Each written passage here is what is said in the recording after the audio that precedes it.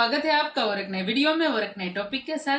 तो चलिए दोस्तों वीडियो स्टार्ट करते हैं। आशा करेंगे पसंद आएगा और पसंद आए तो लाइक और शेयर जरूर से कर दीजिएगा। और चैनल पर पहली बार आए सब्सक्राइब नहीं किया तो साथ में सब्सक्राइब भी कर दीजिएगा। चलिए स्टार्ट।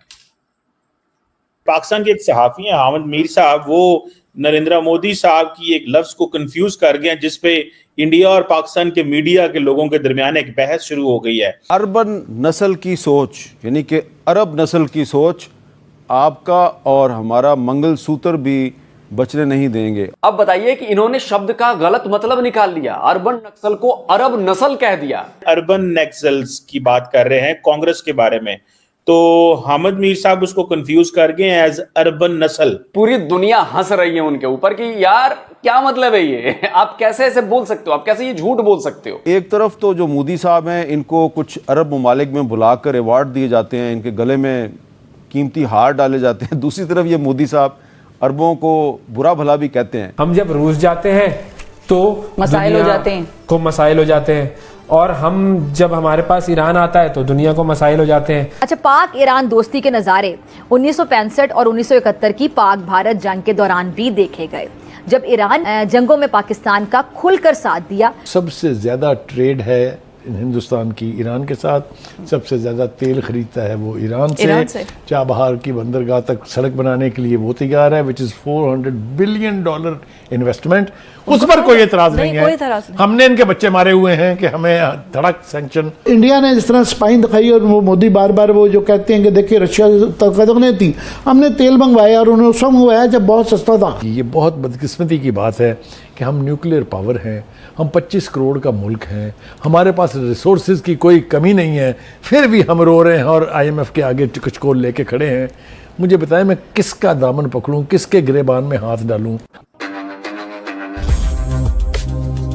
जब से ईरान के प्रेसिडेंट पाकिस्तान आए थे, पाकिस्तान चीख रहे थे, चिल्ला रहे थे कि ईरान के साथ कई सारे रास्ते खुलेंगे और ईरान पाकिस्तान गैस पाइपलाइन को भी बनाने की बात की जा रही थी। लेकिन जब से अमेरिका ने पाकिस्तान को सैंक्शंस की वार्निंग दी है, तब से पाकिस्तान खून के आंसू रो रहा है, क्योंकि अगर ईरान के साथ वो व्यापार करते हैं तो अमेरिका सैंक्शंस लगा देगा। लेकिन अगर अमेरिका की वजह से ईरान के साथ गैस पाइपलाइन नहीं बनाई तो ईरान पाकिस्तान को इंटरनेशनल कोर्ट में घसीट के ले जाएगा। और इन्हीं सब के बीच पाकिस्तान के एक मशहूर पत्रकार हामिद मीर ने एक ऐसा स्टेटमेंट दिया है जिसके बाद से पाकिस्तान मीडिया के साथ साथ इंडियन मीडिया ने भी हामिद मीर को पूरी दुनिया के सामने एक्सपोज करना स्टार्ट कर दिया है, जहां उन्होंने मोदी जी के एक स्टेटमेंट को गलत तरीके से प्रेजेंट किया है, जब उन्होंने अर्बन नक्सल को अरब नस्ल से कनेक्ट कर दिया। इसी टॉपिक पर चलिए आगे पाकिस्तानी मीडिया का रिएक्शन देखते हैं। अगर आपको ये वीडियो पसंद आए तो लाइक करें और हमारे चैनल को सब्सक्राइब कर लें। कि पाकिस्तान के एक सहाफी हैं हामिद मीर साहब, वो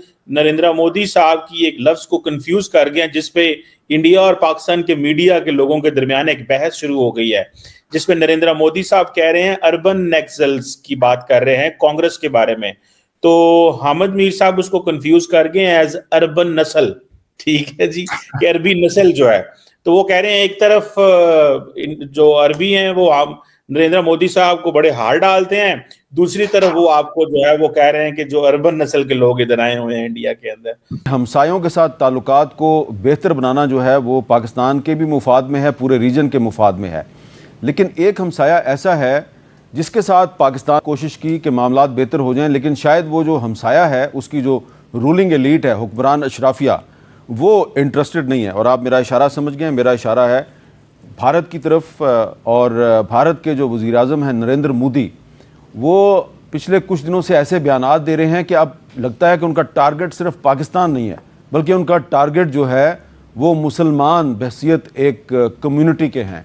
और अभी हाल ही में उन्होंने अपनी एक इंतखाबी तकरीर में जो मुसलमानों के बारे में अल्फाज इस्तेमाल किए हैं, उस पर ख़ुद हिंदुस्तान के जो बहुत से हिंदू दानिश्वर और तबसरा निगार हैं वो भी परेशान हैं। अर्बन नस्ल की सोच यानी कि अरब नस्ल की सोच आपका और हमारा मंगलसूत्र भी बचने नहीं देंगे, और घुसपैठिया कहा है उन्होंने तमाम मुसलमानों को।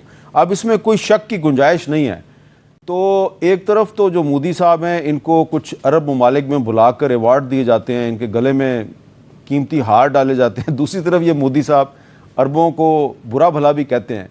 तो अब सवाल जो है वो ये पैदा होता है कि पाकिस्तान की तो जो रूलिंग एलीट है वो तो ऐसी बातें नहीं करती। हमारे तो इलेक्शन में इंडिया के बारे में ऐसी गुफ्तगू नहीं होती जिस तरह की कि इंडिया के इलेक्शन में पाकिस्तान के बारे में और अब मुसलमानों के बारे में गुफ्तगू शुरू हो गई है।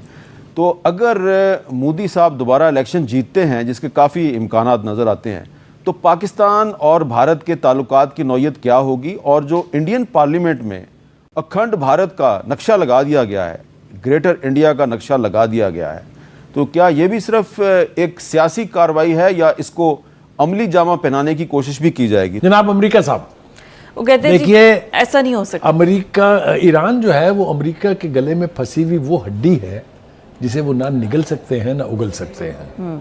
ठीक है, लिहाजा उनको बहुत तकलीफ होगी। मैं अंदाज़ा कर सकता हूँ कि उनके नींदें हराम होंगी, ख़ासतौर से उनकी डिप्लोमेटिक कोर की, जब से रईसी साहब यहाँ आए हुए थे। गैस लाइन के बारे में उन्होंने बाकायदा हमें धमकी दी है। ये डिप्लोमेटिक ज़बान नहीं है, ये जो मैथ्यू मिलर साहब हैं इनकी ज़बान में एक धमकी है कि वो जो चाह रहे हैं इस प्रोजेक्ट के ऊपर काम करना, वो अमेरिकन सैंक्शंस के लिए तैयार हो जाए। यस, ठीक है, हाँ, यही स्टेटमेंट है उनका। ये धमकी है। मेरे ख्याल से पाकिस्तान के फॉरेन ऑफिस को इसके ऊपर प्रोटेस्ट करना चाहिए, बिल्कुल करना चाहिए प्रोटेस्ट। ईरान ने एक तवील सैंक्शंस बर्दाश्त करके सेल्फ रिलायंस के ऊपर इन्हिसार किया। आज वो एक कौम की हैसियत से रिस्पेक्टेबल कौम है। जी, ये जो हमें मशवरा देते हैं ना जी कि हम इत्तेहादी हैं अमेरिका के, अमेरिका हमें मदद देता है, अमेरिका हमें वर्ल्ड बैंक से, IMF से लोन लेता है, मेरा दिल चाहता है थप्पड़ मारूं उनके मुंह के ऊपर मैं, क्योंकि पाकिस्तान ने जितनी लंबी सैंक्शंस बर्दाश्त की हैं अमेरिका की, आपको याद होना चाहिए, हमारी याददाश्त बहुत कमज़ोर है। पाकिस्तान के न्यूक्लियर प्रोग्राम के ऊपर 5-5 साल, 7-7 साल की सैंक्शंस हमारे ऊपर लगी। हमने उनको कैश पेमेंट की F-16 जहाज़ों की। उन्होंने न सिर्फ ये कि हमें जहाज़ नहीं दिए उन सैंक्शंस के तहत, उनका पैसे भी नहीं मिलेंगे, इसके अगेंस्ट काइंड में ले लें आप, यानी वो गंदम जो वो हर साल जाया करते हैं वो हमें सप्लाई करके उन्होंने पैसे पूरे किए। ये है एलआई। ऐसे एलाइस पर 1,00,000 मरतबा लानत है। दूसरी बात ये तो फिर हमारे लीडरशिप कब हम सीखेंगे, कब हम सीखेंगे एक कौम की हैसियत से खड़ा होना। आप जो मर्जी कर लें, अमेरिका ने जब आपको सजा देनी है वो एक लम्हे के लिए नहीं सोचेगा कि आपने उसके लिए क्या किया। हमने 40 साल तक अफगानिस्तान का ब्लीडिंग वूंड बनना बर्दाश्त किया सिर्फ अमेरिकन की खुशनुदी के लिए। ये इतने बड़े बेगैरत और बेहिस हैं कि जब जिनीवा में जब एकॉर्ड्स हुआ अफगानिस्तान का, ये पूछे बगैर हमारे यहाँ से फूक लिए और हम 40 लाख बंदों का बोझ लेके कई दहाइयों से आज तक अभी तक इसको एलाइज कहते हैं। इसके लिए हमें अमेरिका की बात माननी चाहिए। बेपना मिसालें मैं आपको और पेश कर सकता हूँ। तो ये फैसले सारे आपने और मैंने तो नहीं किए ना, ये सारे फैसले किए हमारी लीडरशिप ने। लेकिन हम कोशिश क्या कर रहे हैं, हम अपनी लीडरशिप को थोड़ा सा शर्मिंदा करने की कोशिश ही तो कर रहे हैं। उनको तो पता चले, एहसास दिलाने की कोशिश ही कर रहे हैं कि भाई ये जो अमेरिका है इससे आपको कोई खैर की तवक्को नहीं होनी चाहिए।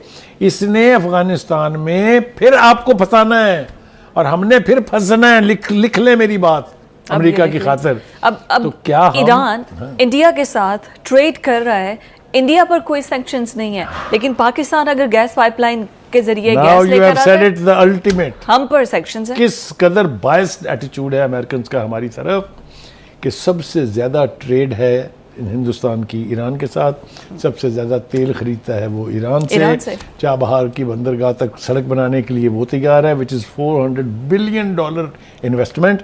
उस पर कोई एतराज़ नहीं है। हमने इनके बच्चे मारे हुए हैं कि हमें धड़क सैंक्शन। मुझे तो समझ में नहीं आती हमारा फॉरेन ऑफिस क्या कर रहा है, उनको कहना चाहिए था। थैंक यू दोस्तों, वीडियो को यहाँ तक देखने के लिए। और तो वीडियो आपको कैसी लगी कमेंट में लिख कर जरूर बता दीजिएगा। फिलहाल आपसे विदाई ले रहे, मिलेंगे और अपने वीडियो में आपके साथ। टिल देन, जय हिंद, जय भारत।